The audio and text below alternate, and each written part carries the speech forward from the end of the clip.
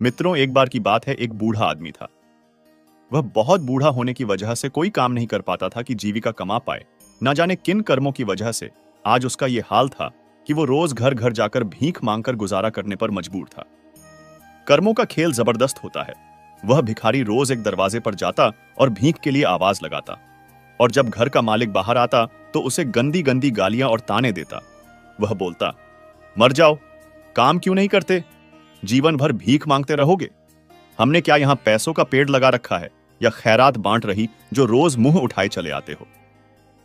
कभी कभी गुस्से में उसे बाहर धकेल भी देता, पर भिखारी बस इतना ही कहता, ईश्वर तुम्हारे पापों को क्षमा करें।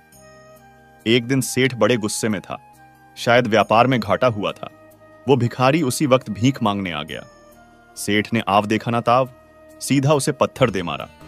भिखारी के सर से खून बहने लगा। फिर भी उसने सेठ से कहा, ईश्वर तुम्हारे पापों को क्षमा करें, और वहां से जाने लगा। सेठ का थोड़ा गुस्सा कम हुआ तो वह सोचने लगा, मैंने उसे पत्थर से भी मारा पर उसने बस दुआ दी। इसके पीछे क्या रहस्य है? जरूर इसकी जिंदगी में कुछ तो घटना हुई है। जानना पड़ेगा कि इसके पीछे क्या राज है। इतना सोच सेठ भिखारी के पीछे चलने लगा। भिखारी जहां भी जाता सेठ उसके पीछे जाता। कहीं कोई उस भिखारी को भीख दे देता तो कोई उसे मारता, जलील करता, गालियां देता, पर भिखारी इतना ही कहता, ईश्वर तुम्हारे पापों को क्षमा करें। अब अंधेरा हो चला था। भिखारी अपने घर लौट रहा था। सेठ भी उसके पीछे था।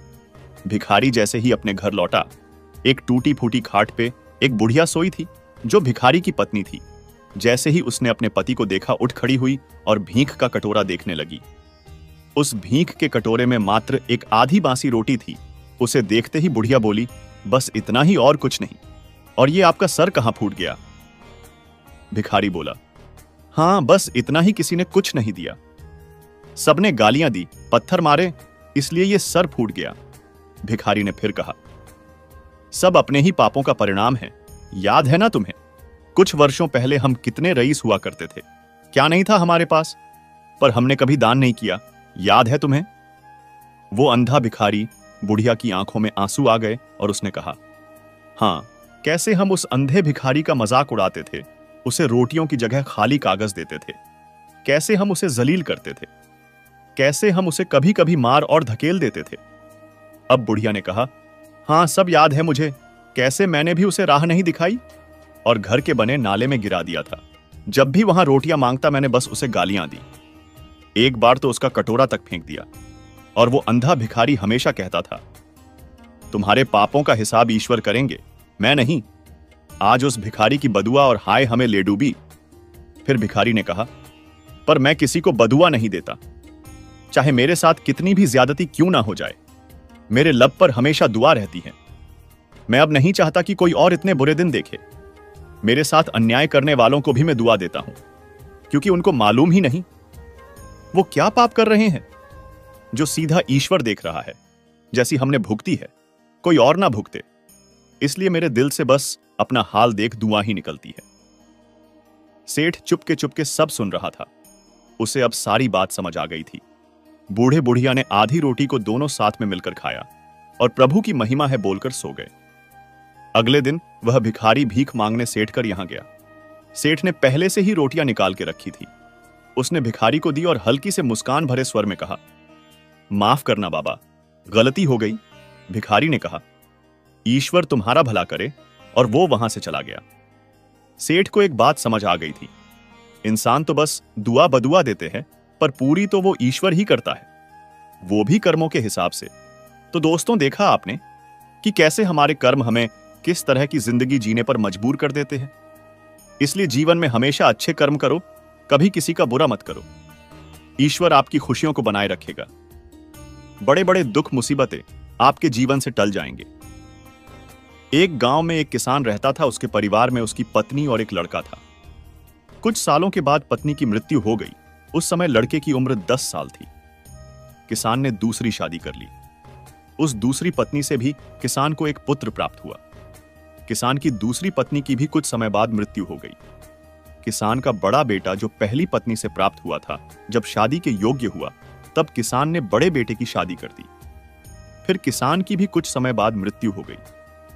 किसान का छोटा बेटा जो दूसरी पत्नी से प्राप्त हुआ था और पहली पत्नी से प्राप्त बड़ा बेटा दोनों साथ साथ रहते थे। कुछ समय बाद किसान के छोटे लड़के की तबीयत खराब रहने लगी। बड़े भाई ने कुछ आसपास के वैद्यों से इलाज करवाया, पर कोई राहत ना मिली। छोटे भाई की दिन ब दिन तबीयत बिगड़ती जा रही थी और बहुत खर्च भी हो रहा था। एक दिन बड़े भाई ने अपनी पत्नी से सलाह की कि यदि ये छोटा भाई मर जाए तो हमें इसके इलाज के लिए पैसा खर्च ना करना पड़ेगा और जायदाद में आधा हिस्सा भी नहीं देना पड़ेगा। तब उसकी पत्नी ने कहा कि क्यों ना किसी वैद्य से बात करके इसे जहर दे दिया जाए, किसी को पता भी ना चलेगा, किसी रिश्तेदारी में भी कोई शक ना करेगा कि बीमार था, बीमारी से मृत्यु हो गई। बड़े भाई ने ऐसे ही किया। एक वैद्य से बात की कि आप अपनी फीस बताओ, ऐसा करना, मेरे छोटे बीमार भाई को दवा के बहाने से जहर देना है। वैद्य ने बात मान ली और लड़के को जहर दे दिया और लड़के की मृत्यु हो गई। उसके भाई भाभी ने खुशी मनाई कि रास्ते का कांटा निकल गया, अब सारी संपत्ति अपनी हो गई। उसका अंतिम संस्कार कर दिया गया। कुछ महीनों पश्चात उस किसान के बड़े लड़के की पत्नी को लड़का हुआ।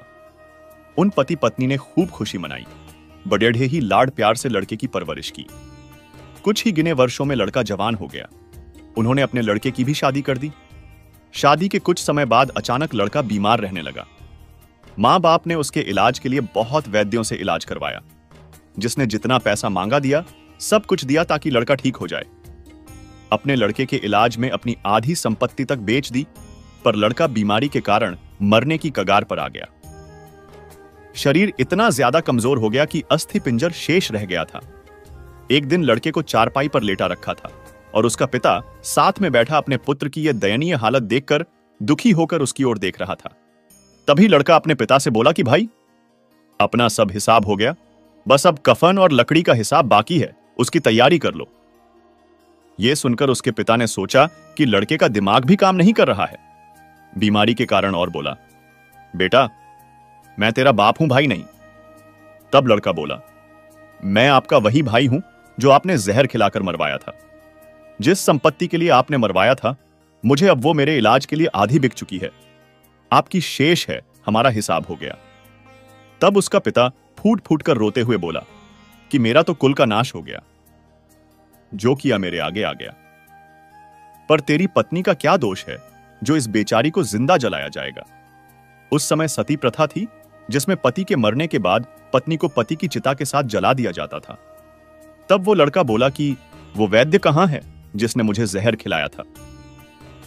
तब उसके पिता ने कहा कि आपकी मृत्यु के 3 साल बाद वो मर गया था। तब लड़के ने कहा कि ये वही दुष्ट वैद्य आज मेरी पत्नी रूप में है। मेरे मरने पर इसे जिंदा जलाया जाएगा। हमारा जीवन जो उतार चढ़ाव से भरा है, इसके पीछे हमारे अपने ही कर्म होते हैं। हम जैसा बोएंगे वैसा ही काटना पड़ेगा।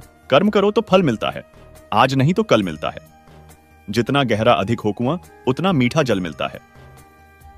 जीवन के हर कठिन प्रश्न का जीवन से ही हल मिलता है।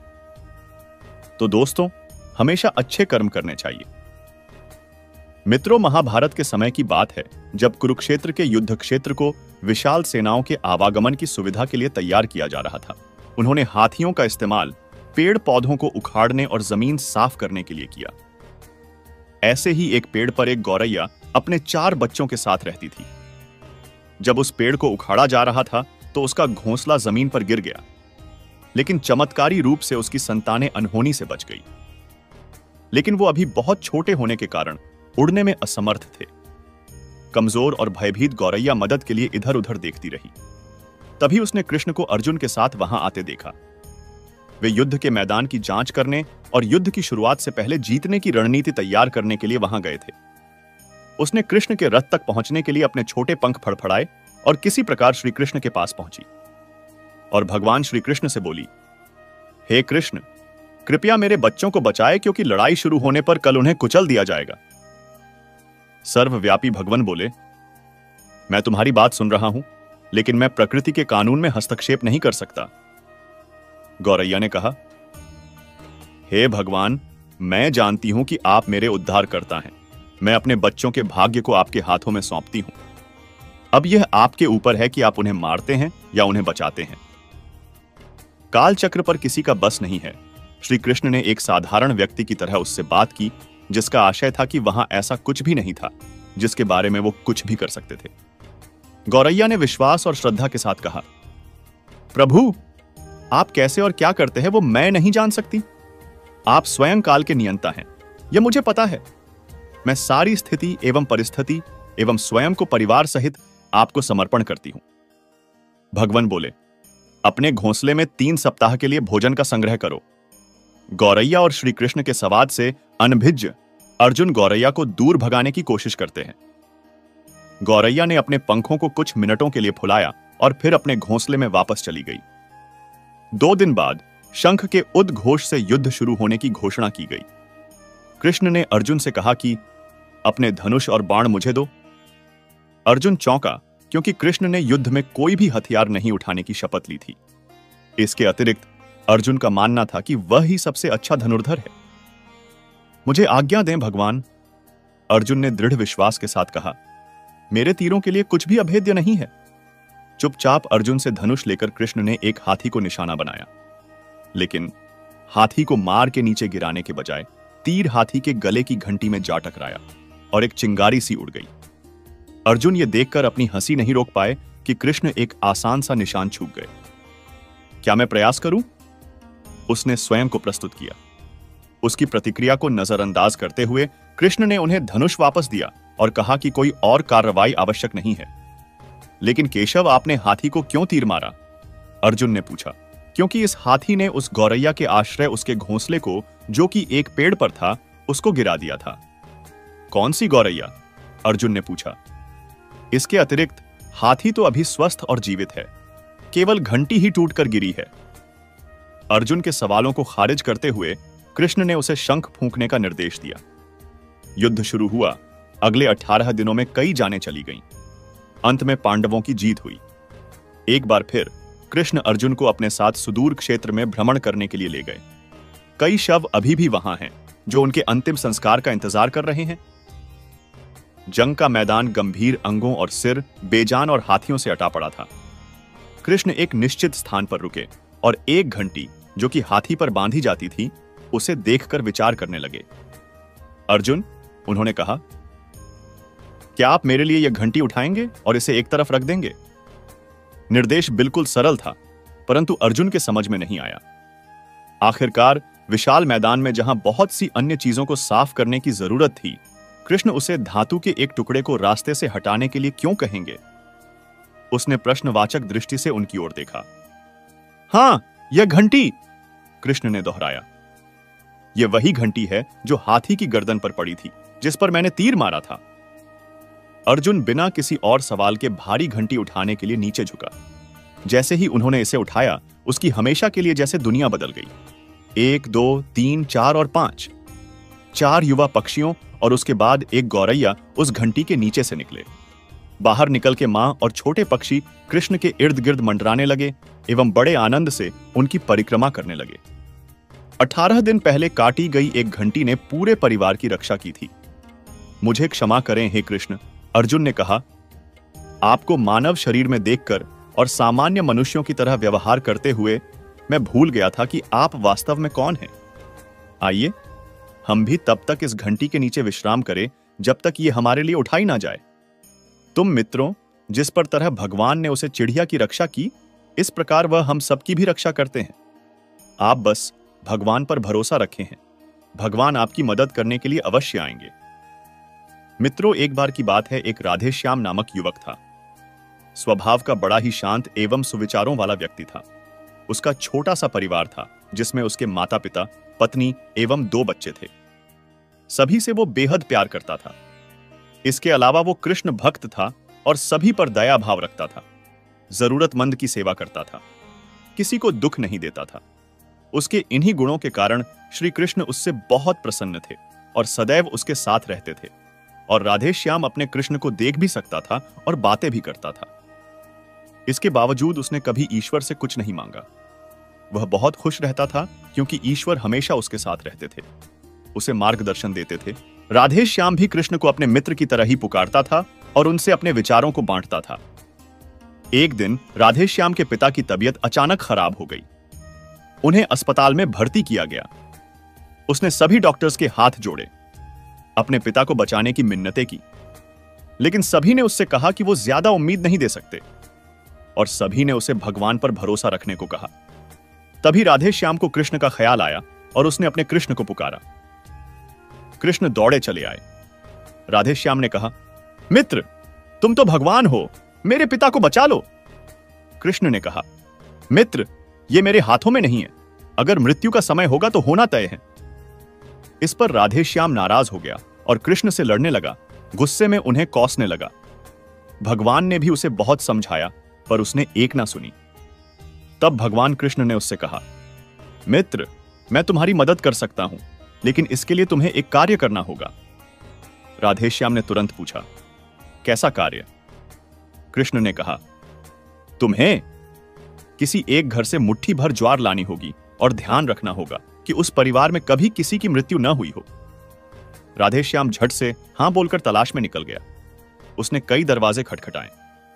हर घर में ज्वार तो होती, लेकिन ऐसा कोई नहीं होता जिनके परिवार में किसी की मृत्यु ना हुई हो। किसी का पिता, किसी का दादा, किसी का भाई, मां, काकी या बहन।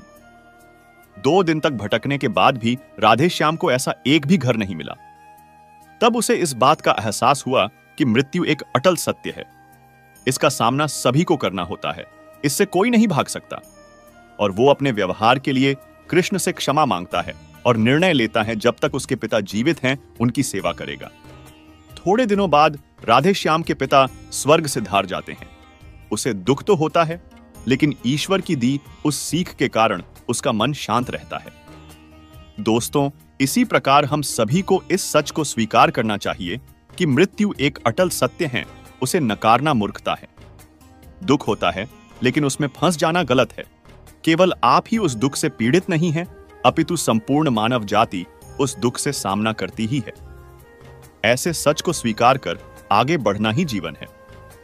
कई बार हम अपने किसी खास के चले जाने से इतने बेबस हो जाते हैं कि सामने खड़ा जीवन और उससे जुड़े लोग हमें दिखाई ही नहीं पड़ते।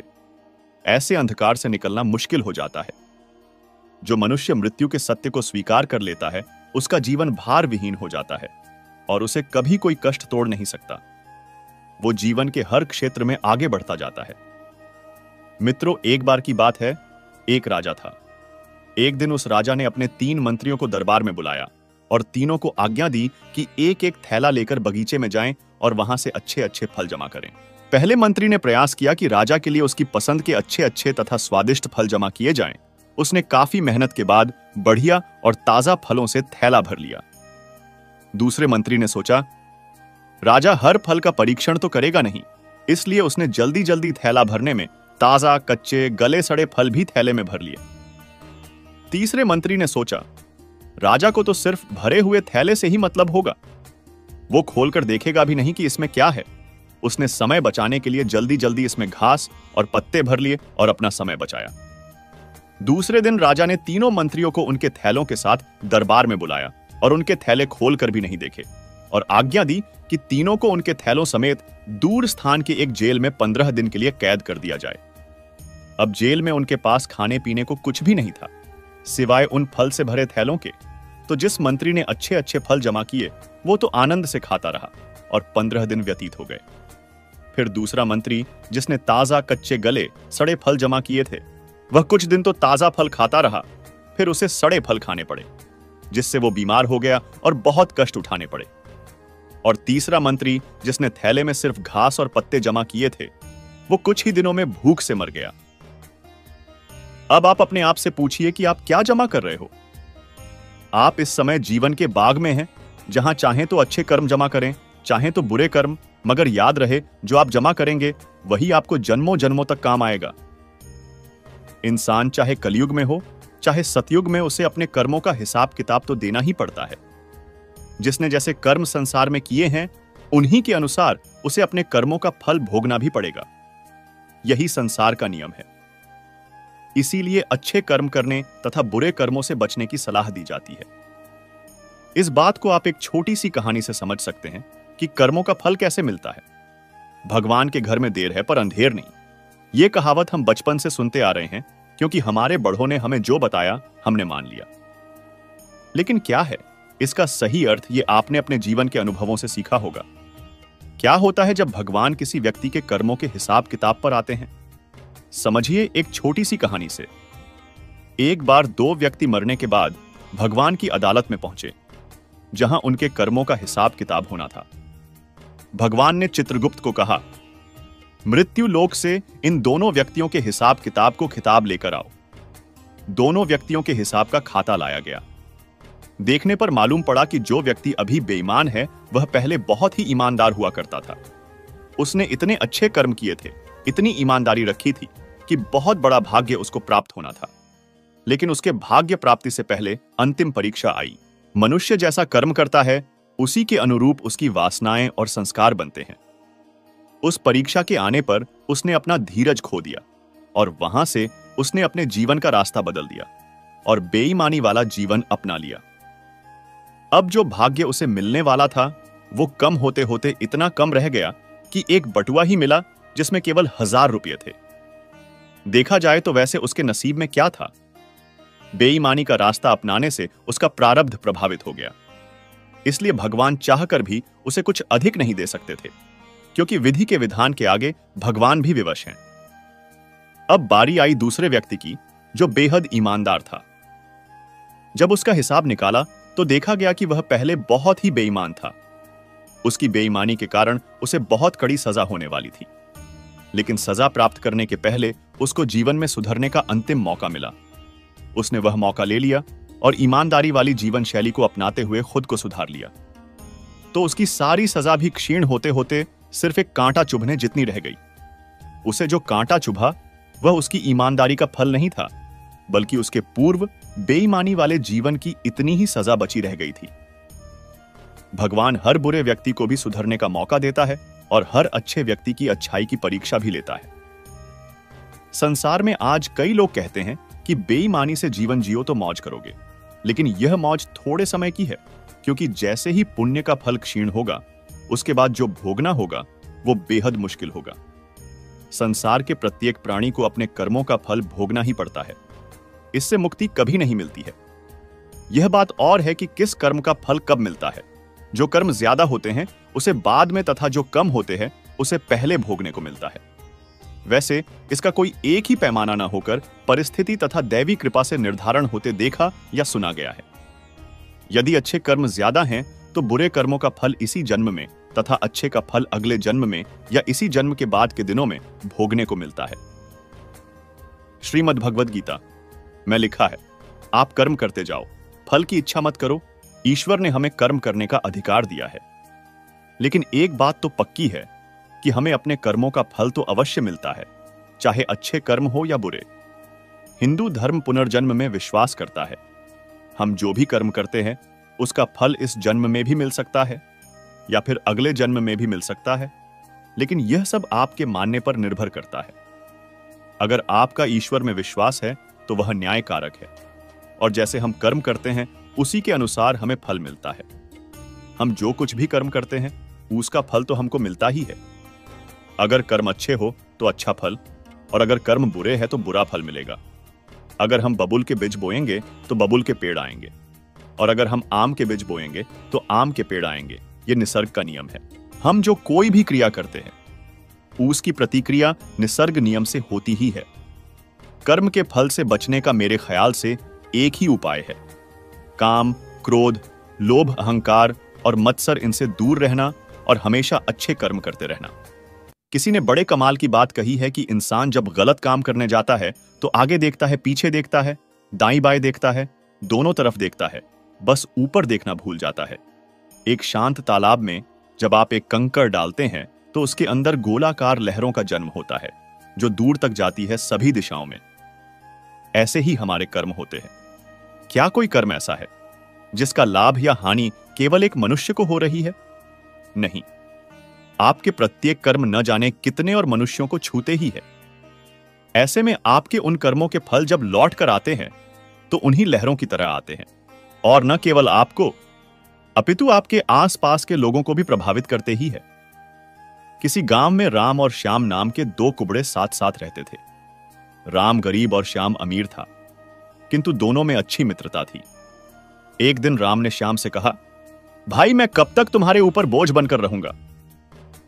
यह सुनकर श्याम ने कहा, तुम मेरे कामों में मेरा हाथ बटाने लगो ताकि तुम्हारे मन में ग्लानि न रहे। अगले दिन से राम श्याम के कार्यों में सहयोग करने लगा। कुछ दिनों तक सब कुछ ठीक रहा, किंतु धीरे धीरे श्याम राम से अधिकाधिक काम करने लगा और उसे अपमानित भी करने लगा। उसके रूखे व्यवहार से दुखी हो राम ने उसका घर छोड़ दिया और जंगल की तरफ चल पड़ा। जंगल में राम की भेंट एक वृक्ष यक्ष से हुई।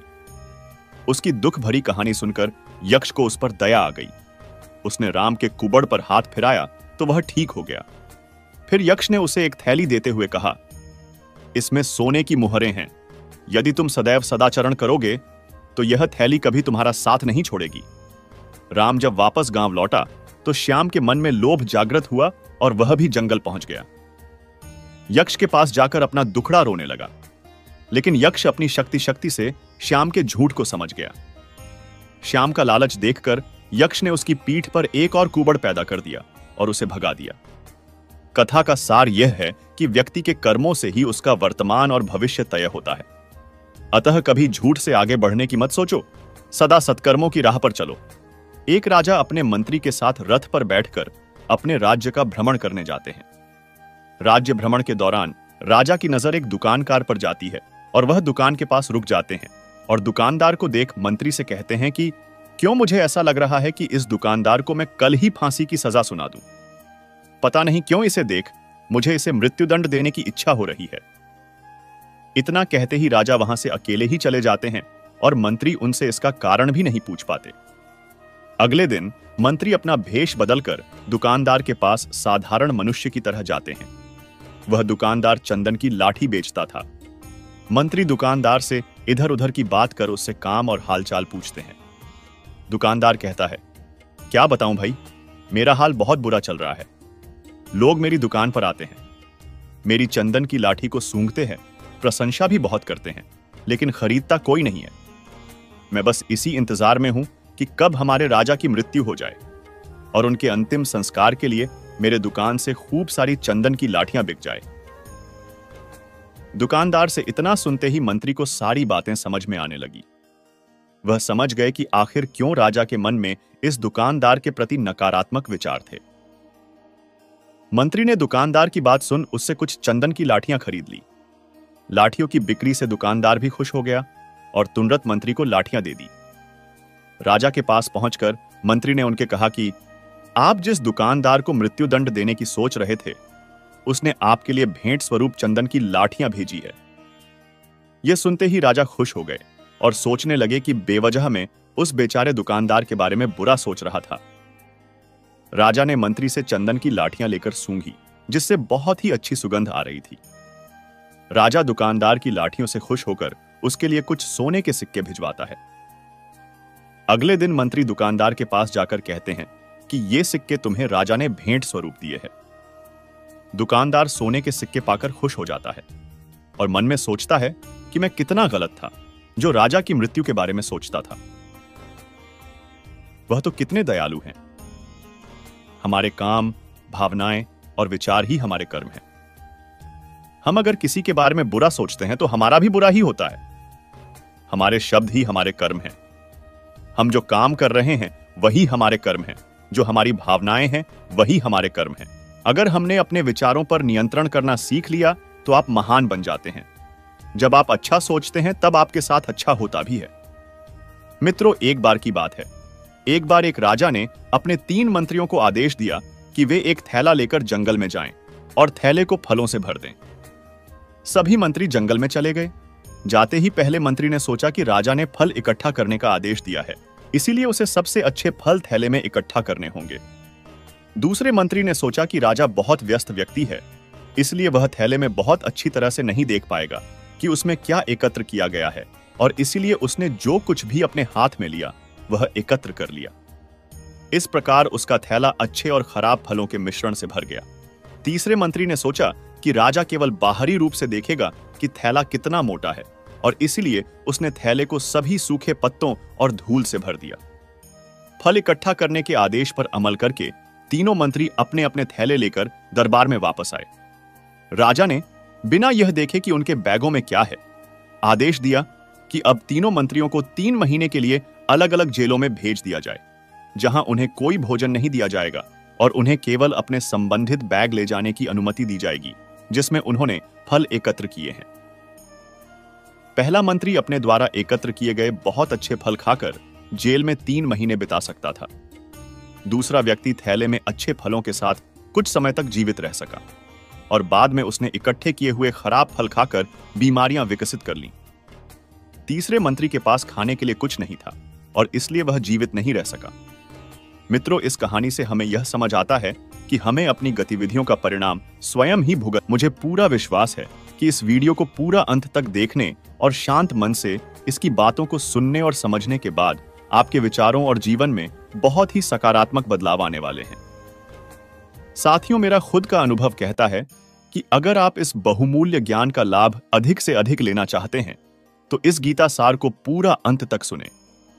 हर रोज सुबह और रात को सोने से पहले जरूर सुने और दूसरों को भी सुनाएं, क्योंकि जिस तरह खुशियां बांटने से मिलती है उसी प्रकार इस ज्ञान को आप जितने ज्यादा लोगों के साथ शेयर करेंगे उतना ही भगवान श्री कृष्ण की कृपा और इस गीता ज्ञान की ज्योति आपके जीवन में भी प्रकाश फैलाएगी। दोस्तों, भगवान श्री कृष्ण ने कहा है कि अच्छे कर्म वो होते हैं जिनको करने के बाद आपको न तो भय लगता है और रात को चैन और आनंद की नींद आती है। बुरे और अच्छे कर्मों का फैसला 2 प्रकार से होता है। एक तो सरकार और समाज फैसला करता है और दूसरा भगवान फैसला करता है। जो फैसला समाज और सरकार करती है वो तो गलत भी हो सकता है, पर जो फैसला भगवान करता है वो कभी गलत नहीं होता है।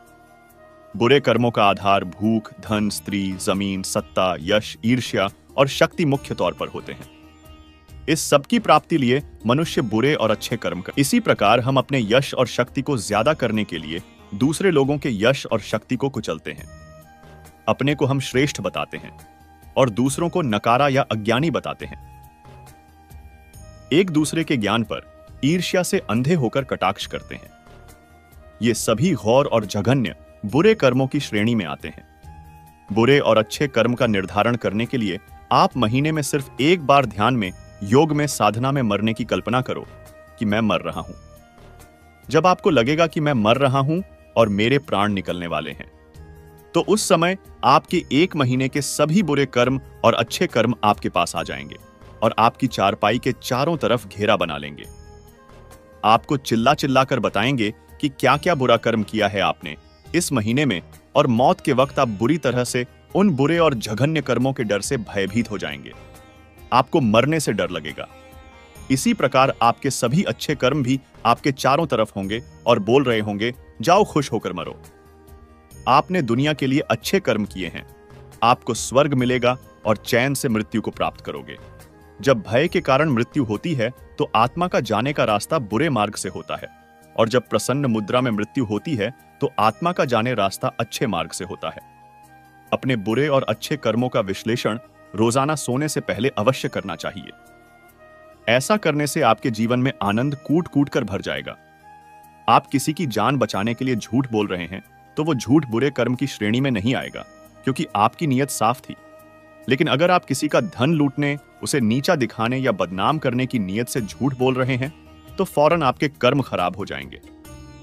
कर्म को बेहतर बनाने का एक और तरीका है ध्यान का अभ्यास करना। ध्यान से हम अपने मन को शांत करते हैं और यह शांत मन हमें अच्छे निर्णय लेने में मदद करता है। यह हमें अपने कार्यों को सही तरीके के लिए प्रतिबद्ध करता है। मेडिटेशन करने वाले लोगों को अपने कार्यों में अक्सर सफलता मिलती है, क्योंकि वह एकाग्र मन से अपने काम करते हैं। ऐसे लोगों को छल कपट करने की जरूरत नहीं होती। ये लोग अपनी मेहनत और लगन से आगे जाते हैं। कई बार हम कुछ ऐसे कार्य करते हैं जो हम करना नहीं चाहते, पर वह पूर्व जन्म के कर्म के आधार पर निश्चित होते हैं, जिस कारणवश वह कार्य किसी न किसी माध्यम से पूर्ण हो ही जाता है। जैसे ही पूर्व जन्म का हमारा चक्र समाप्त हो जाता है, व्यक्ति को उसी समय मोक्ष की प्राप्ति हो जाती है। हमारे शास्त्रों में इस बात का उल्लेख मिलता है कि 84 लाख योनियों के बाद मनुष्य का जन्म प्राप्त होता है।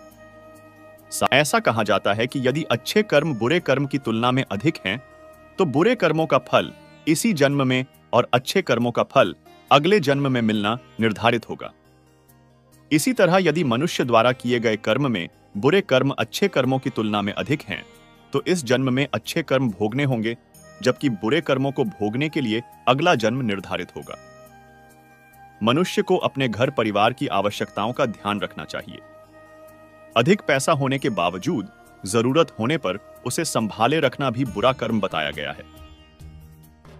उस धन का इस्तेमाल मुसीबत के समय अवश्य करें। धन बचाने का लालच ना करें। अपनी आय से अधिक खर्च न करें और अपने सामर्थ्य के अनुसार ही दान पुण्य करें। अपनी क्षमता से अधिक दान पुण्य और खर्च आपको पाप का भोगी बना सकता है। हमेशा अच्छे लोगों की में संगत में रहें और दुष्ट छल कपटी की संगति से खुद को बचाकर रखें। बुरी संगति हमें अक्सर बुरे परिणाम ही देती है। कभी भी खुद के स्वार्थ के लिए दूसरों का अहित करने का ना सोचें। शास्त्रों में इस बात का उल्लेख किया गया है कि जो जैसा बोता है उसे वैसा ही आगे चलकर काटना भी होता है। कभी किसी व्यक्ति से कुछ छल से छीनने का प्रयास न करें। इसे किए गए सभी पुण्य नष्ट हो जाते हैं और आप पाप के भागीदार बन जाते हैं। पुराणों में इस बात का उल्लेख मिलता है कि किसी भी मनुष्य द्वारा किए गए बुरे कर्मों का परिणाम उसके जन्म से लेकर मृत्यु और उसके बाद तक दुखों का कारण बनता है।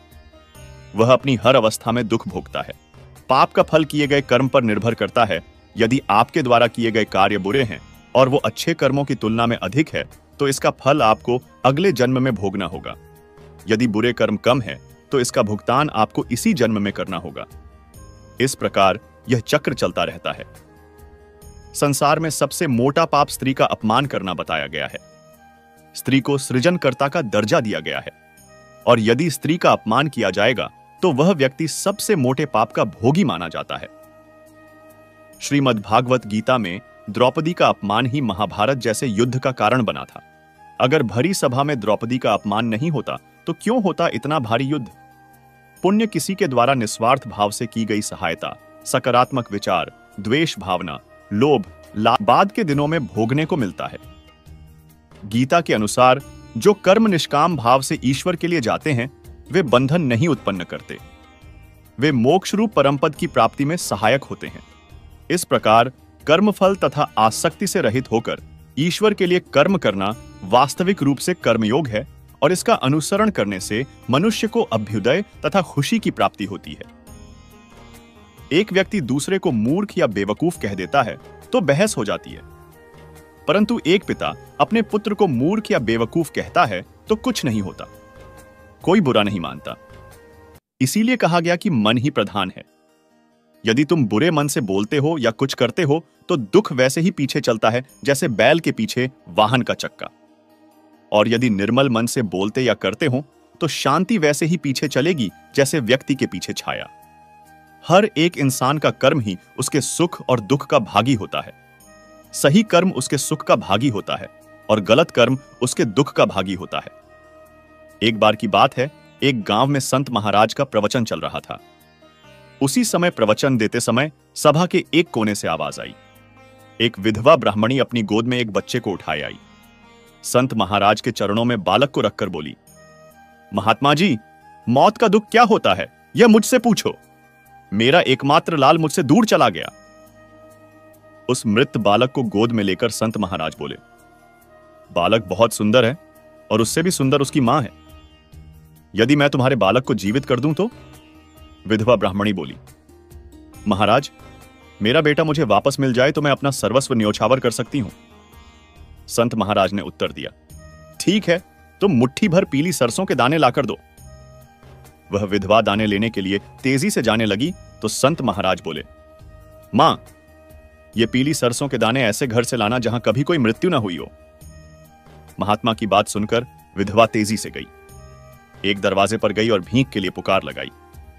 गृहपति ने दरवाजे पर आकर पूछा, क्या चाहिए? केवल मुट्ठी भर पीली सरसों के दाने। गृहपति सरसों के दाने लेने के लिए घर में घुसने लगा तो उन्हें रोककर विधवा बोली, श्रीमान, दाने लाने से पहले यह बतलाइए कि कभी आपके परिवार में किसी की मृत्यु तो नहीं हुई।